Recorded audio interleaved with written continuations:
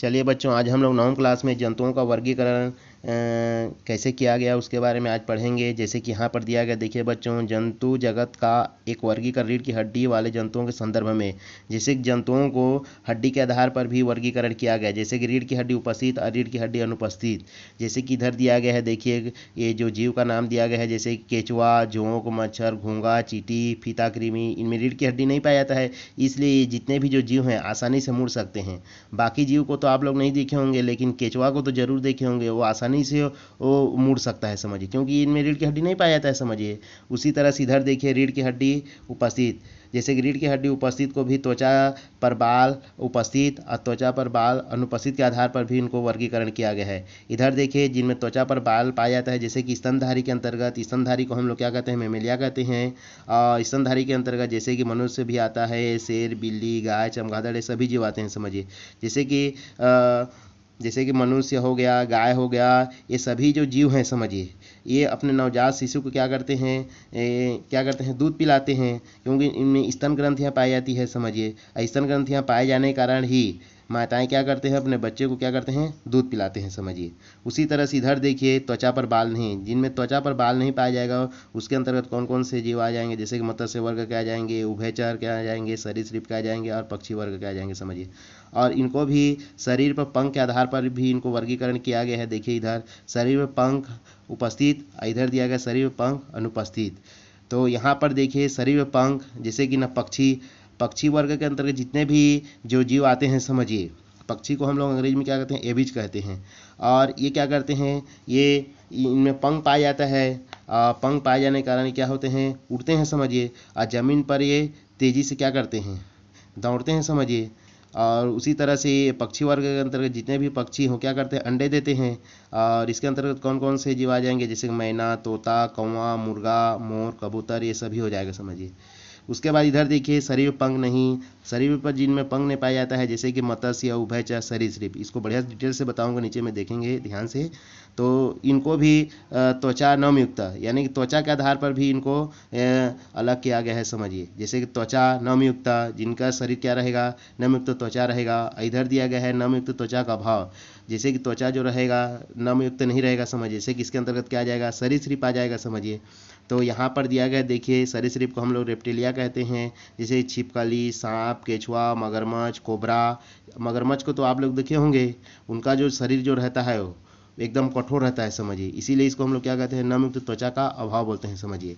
और इधर दिया गया, देखिए बच्चों, त्वचा नमयुक्त, जो त्वचा जो रहता है नमयुक्त रहता है, इसके अंतर्गत जैसे कि मत्स्य वर्ग को रखा गया है और उभयचर को रखा गया है, समझिए। और मत्स्य को हम लोग क्या कहते हैं, पीसेस अंग्रेजी में कहते हैं, समझिए। उसके बाद देखिए इनको भी शरीर पर शल्क के आधार पर वर्गीकरण किया गया है, जैसे शरीर पर शल्क पाया जाएगा, इधर शरीर पर शल्क नहीं पाया जाएगा, समझिए। तो इधर वाले को पहले देख लेते हैं, जैसे कि इसके अंतर्गत इधर दिया गया, देखिए, जैसे कि शरीर पर शल्क, जैसे कि जितने भी मछली प्रजाति के अंतर्गत ये सभी आ जाएंगे, समझिए, मत्स्य वर्ग के अंतर्गत, जैसे कि कतला आ गया, शार्क आ गया, मछली आ गया, समझिए। मछली जितने भी प्रकार के प्रजातियां पाए जाते हैं, समझिए, वो सभी में क्या पाया जाता है, शल्क पाया जाता है। शल्क मतलब वो क्या रहता है, उनके शरीर के ऊपरी त्वचा पर रहता है, समझिए। जब भी हम लोग जैसे कि मछली लाते हैं तो उसकी ऊपरी त्वचा क्या निकालते हैं, उसको बाहर निकालते हैं, समझिए, उसी को हम लोग क्या बोलते हैं, शल्क कहते हैं, और वो बहुत कठोर रहता है, समझिए। उसके बाद इधर दिया गया है, देखिए शरीर पर शल्क नहीं, जैसे शरीर पर शल्क नहीं मतलब जैसे कि ना इसके अंतर्गत कौन से जीव आ जाएंगे, उभयचर, जैसे कि मेंढक, टोड। ये जो मेंढक जो होता है, जैसे कि उभयचर को हम लोग क्या कहते हैं, अंग्रेजी में एम्फीबिया कहते हैं। और एम्फीबिया के अंतर्गत जो जीव आएंगे, जैसे कि मेंढक, ये जल और थल दोनों जगह पर रह सकता है, समझिए। उभयचर के अंतर्गत जितने भी जो जीव आते हैं, समझिए, वो जल और थल दोनों जगह पर रह सकते हैं, समझिए। और इसको बढ़िया से घर में जाकर अध्ययन करेंगे बच्चों, और ये परीक्षा में ज़रूर पूछा जाता है। धन्यवाद।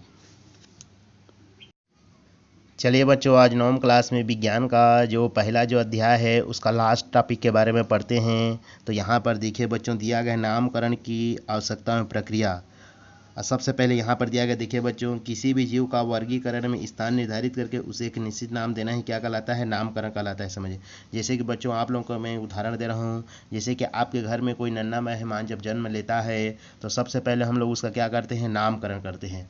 और नामकरण करने के बाद ही उसको आने वाले दिनों में उसको हम लोग उस नाम से जानते हैं और उस नाम से उसको पुकारते हैं समझिए। तो उसी को हम लोग क्या कहेंगे, नामकरण कहेंगे समझिए बच्चों।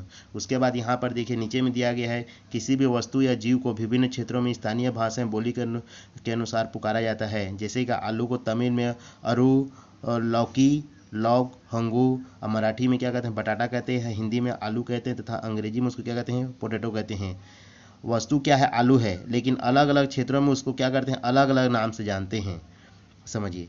उसके बाद यहाँ पर देखिए, एक ही वस्तु के इतने सारे नाम से पहचानने में असुविधा होती है। इसी असुविधा को देखते हुए लिनियस ने जीवों के ऐसे नाम की आवश्यकता महसूस की जिसे सारे संसार एक ही नाम से पुकारा जाए। इस नाम को ही उन्होंने क्या कहा, वैज्ञानिक नाम कहा। तो वैज्ञानिक नाम को किस वैज्ञानिक ने प्रतिपादित किया था, लिनियस ने समझिए। और उन्होंने क्या कहा था, जिसमें प्रत्येक जीव का नाम 2 शब्दों में रखा जाए, यानी कि प्रत्येक जीव का नाम 2 शब्दों में रखेंगे समझिए, जिसे हम लोग क्या कहते हैं, द्विनाम पद्धति कहेंगे समझिए। उसके बाद इस पद्धति के अनुसार से यहाँ पर दिया गया, देखिए बच्चों, पहला नंबर में दिया गया है, प्रत्येक जीव का नाम में पहला शब्द वंश तथा दूसरा शब्द जाति का होता है। किसी भी जीव का हम लोग वैज्ञानिक नाम जैसे कि रखते हैं समझिए, तो पहला वाला जो शब्द रहेगा वंश रहेगा, और दूसरा जो शब्द रहेगा वो क्या रहेगा, जाति रहेगा समझिए। जैसे कि यहाँ पर देखिए नीचे में दिया गया है, मनुष्य क्या वैज्ञानिक नाम, होमो सेपियंस। तो होमो क्या है, वंश है, सेपियंस क्या है, जाति है समझिए। अब उसके बाद दूसरा नंबर में देखिए बच्चों, जीव के वंश का नाम का पहला अक्षर अंग्रेजी के बड़े अक्षर से तथा अन्य अक्षर छोटे लिखे जाते हैं। जैसे कि मनुष्य का यहाँ पर जो वंश जो दिया गया है होमो, इसका जो पहला वाला जो अक्षर है एच, इसको हम लोग कैपिटल लेटर में लिखे हैं, लेकिन बाकी को हम लोग क्या लिखे हैं, स्मॉल लेटर में लिखे हैं समझिए। कैपिटल लेटर मतलब बड़े अक्षर में लिखे हैं, और स्मॉल मतलब छोटे अक्षर में लिखे हैं समझिए। जैसे कि यहाँ पर देखिए, एच को कैपिटल लेटर में लिखा हूँ मैं, और O को स्मॉल लेटर में लिखा हूँ समझिए। स्मॉल लेटर मतलब छोटे अक्षर समझिए। उसके बाद यहाँ पर दिया गया, देखिए बच्चों, जाति का नाम अंग्रेजी के छोटे अक्षरों में लिखा जाता है। जाति क्या है, सेपियंस समझिए, तो इसको हम लोग छोटे अक्षरों में लिखे हैं समझिए। जैसे कि यहाँ पर दिया गया, देखिए SAPIENS, समझ आ गया बच्चों। उसके बाद तीसरा में दिया गया, देखिए, वंश और जाति के नाम को तिरछे अक्षरों में लिखा जाता है। वंश और जाति को क्या लिखेंगे, तिरछे अक्षरों में लिखेंगे। यदि ये नाम सीधे अक्षरों में लिखे जाते हैं तो उनके नीचे रेखा खींचते हैं। अगर मान लो उनको तिरछा अगर नहीं लिखेंगे समझिए, ये वंश और जाति को, तो इसको हम लोग ऐसी होमो सेपियंस के नीचे में ऐसी लाइन भी खींच सकते हैं समझिए। तो मनुष्य का वैज्ञानिक नाम क्या होता है, देखिए, होमो सेपियंस। और मेंढक का वैज्ञानिक नाम क्या होता है, राना टिग्रिना। और शेर का क्या होता है, पैंथेरा लियो। अब बाकी को आप लोग बढ़िया से वैज्ञानिक नाम को पढ़ेंगे। और इस अध्याय में से जैसे कि असाइनमेंट लिखने के लिए आएगा, तो पहला अध्याय में से ज़्यादा प्रश्न दिया हो बच्चों, और दूसरे अध्याय में से आधा प्रश्न दिया हो। और मैं कोशिश करूँगा 2-3 दिन में दूसरा अध्याय को कंप्लीट करने का। अगर कंप्लीट भी नहीं होगा तो मैं जितना पढ़ाए रहूँगा उतना तक असाइनमेंट लिखने के लिए आएगा बच्चों। धन्यवाद।